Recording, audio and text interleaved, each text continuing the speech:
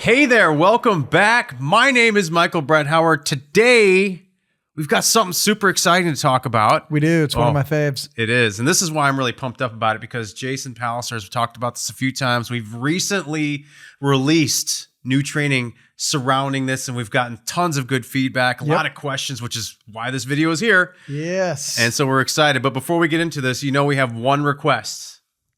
What is it, Jay? Like, comment, subscribe. Down below. We got good content coming out. We're dripping it out to you. We're deciding whether or not we're just going to open the floodgates, but we're deliberately do it so we can step you piece by piece into every area of real estate investment. So stay tuned. It's coming. If you've subscribed, it's going to be sent directly to you. So hit that notification bell. Yeah, hit the notification bell so you get it. Without further ado, though, today Jason's going to be blessing our eardrums and having that knowledge flow to our cerebellum to talk about where we could buy Airbnb, not where we must buy Airbnb in what locations. Yeah, so we get hit with the question all the time. And like you said, we just came out with some training on it, on how to maximize and do Airbnb right from day one. But one of the most common questions that we get is, where?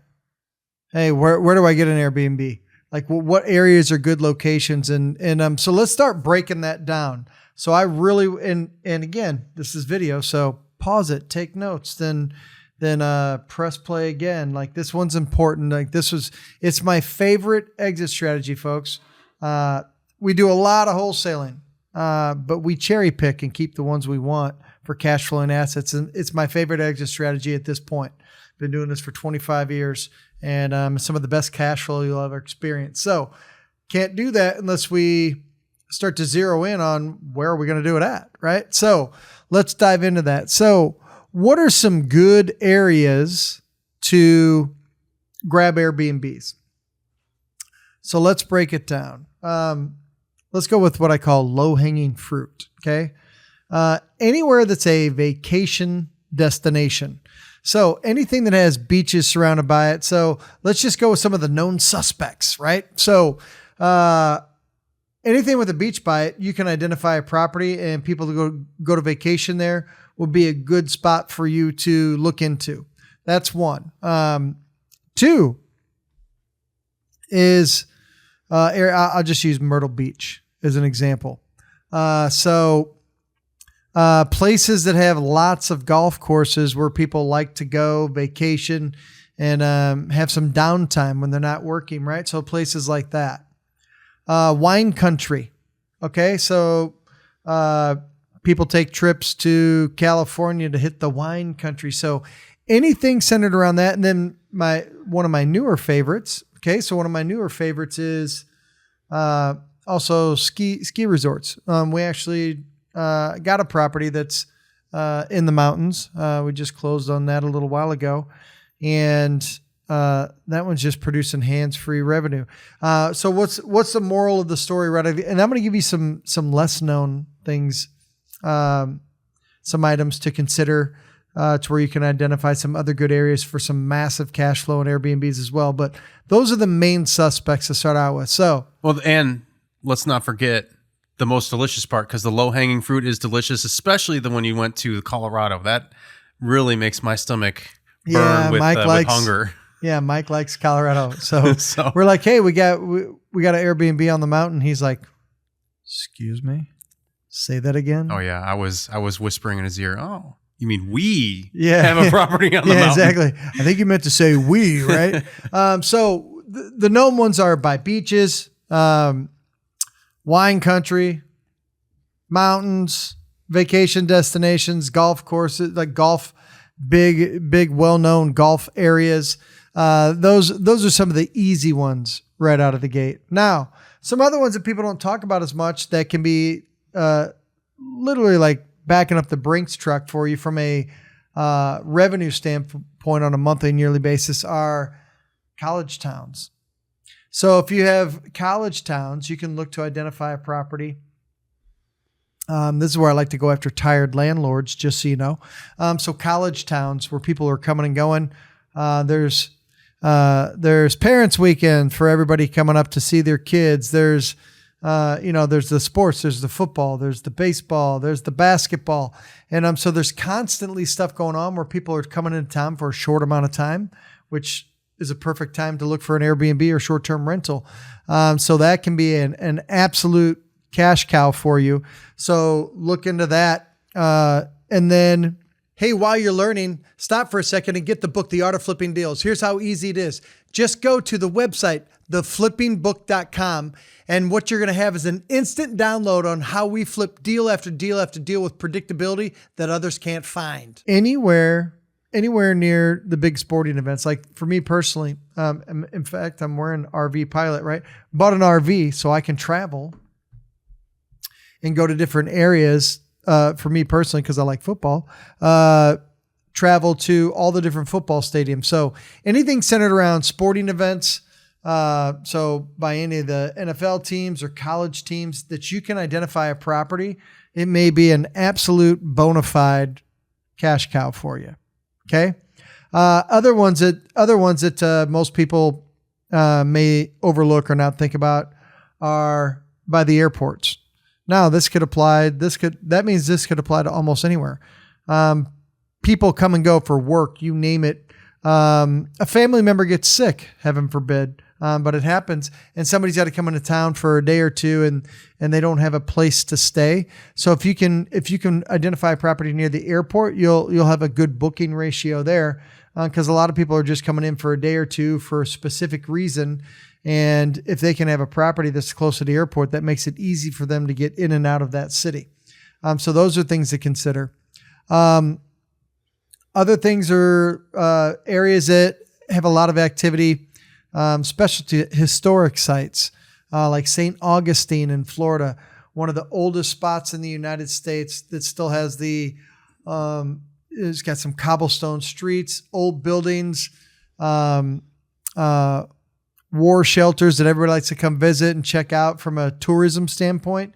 These are some of the areas that you can identify and get and do a short-term rental / Airbnb and produce awesome revenue. And one seed that I want to plant as well is this. Hear me when I say it. You don't have to, like most people, just, is it good for my area where I live now? I want to try and get you out of that mindset for a second. From this standpoint, when you identify good areas like we're speaking of, that could be diamonds in the rough for you to make a truckload of money, way more than a regular rental. I repeat, breaking news. Way more than a freaking regular rental. Okay. But identify it in places that maybe you'd like to go visit, kind of like Colorado, Florida, right? So think about that. It doesn't have to be where you live. Now, some of you right now, so I just want to put this to bed for you. Let's let it land safely in the right spot in your brain. Well, if I did that, I don't have a cleaner. Jason, well, what if I would love to find a place at Myrtle Beach and because here's the other thing.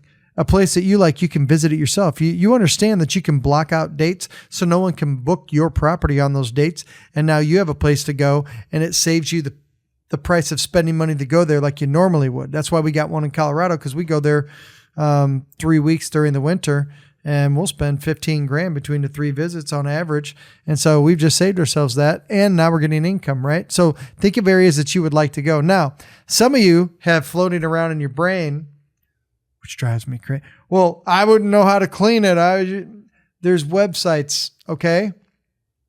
There's websites out there where in those cities that you can go onto the website, and in those cities, they have professionals that have raised their hand, say, hey, please interview me. I know how to turn over an Airbnb property and get it ready for the next person. So there's professionals out there, and there's websites that you can go on and literally start interviewing people. They'll have how many people that they've served. They'll have a rating so that you can feel comfortable, and they can clean the property and be your eyes and ears. So you can absolutely do this, and it doesn't have to be in your own marketplace. Or you can just hire a professional management company to handle all that stuff for you. So you can absolutely do it. But we're talking about, on this particular video, where are some good areas. So I've just laid out 6 or 7 that you can start identifying property and identify that asset.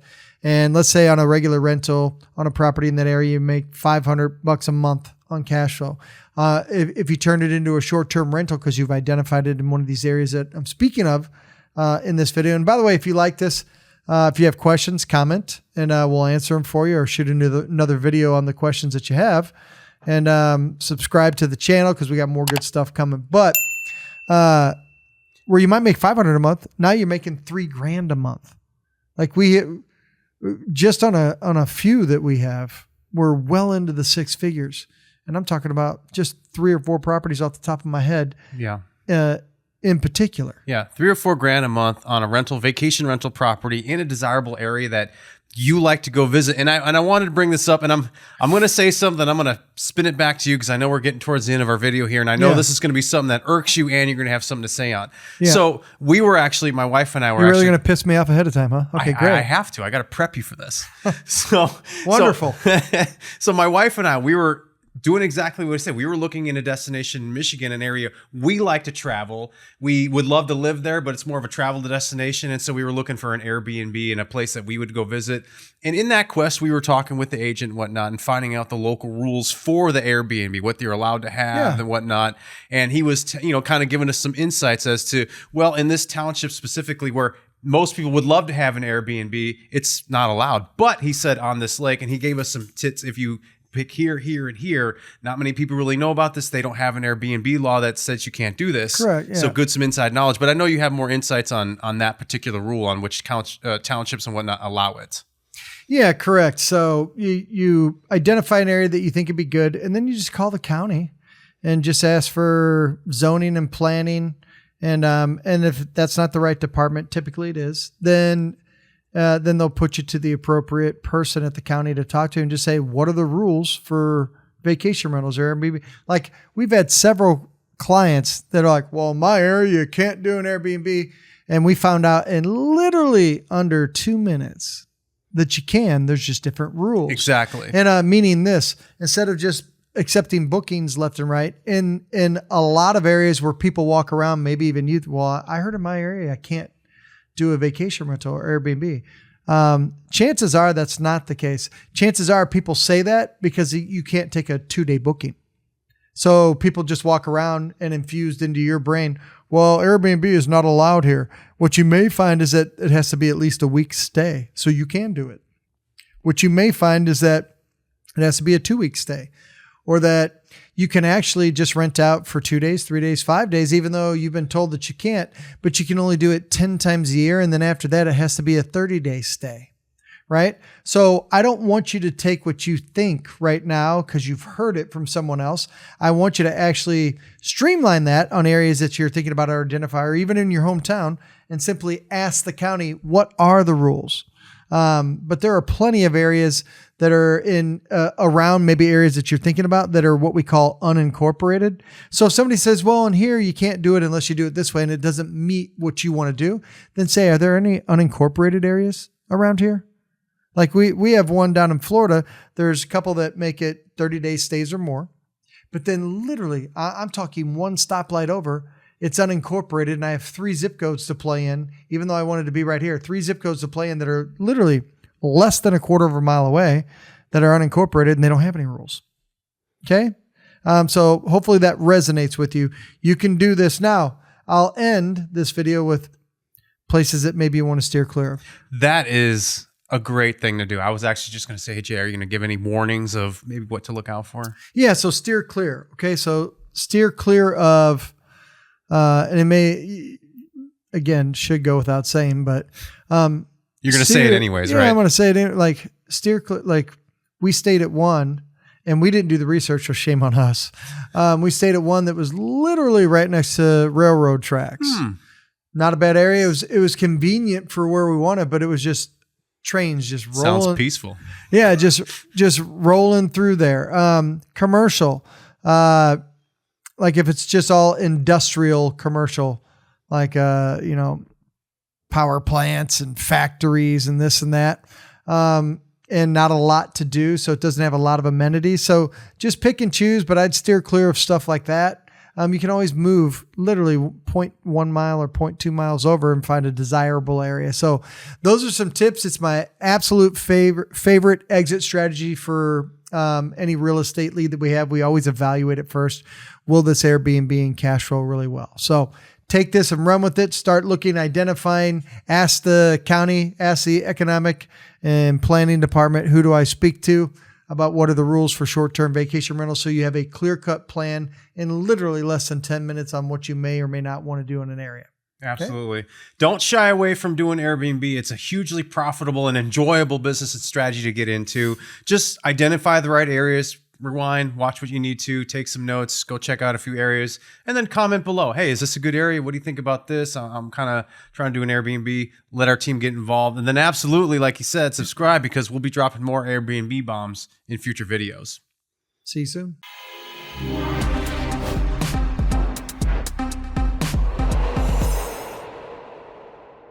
Hey, book your free strategy session call today by going to 2daycall.com. That's the number 2daycall.com. We'd love to talk to you about how we're tapping into 34 plus lead generation off-market strategies in your market. Most of them too are free. Let's talk about it. Let's see how we can help you and your business thrive right now. Head on over to 2daycall.com. Talk to you later. Bye.